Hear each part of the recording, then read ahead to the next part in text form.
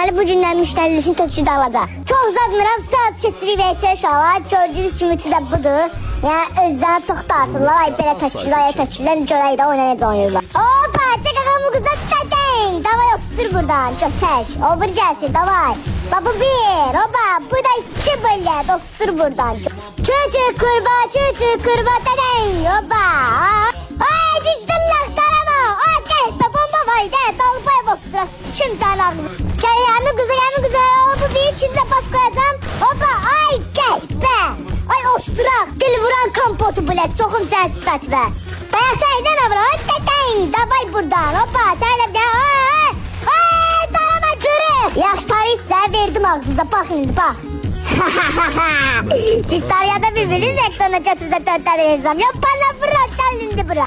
Hoppa, çata beyde vuran, davay böyle. Bu bir, bu da iki. O biri gelsin böyle, ya bana vura. Hoppa, ne kurban, cabra sende. Ay,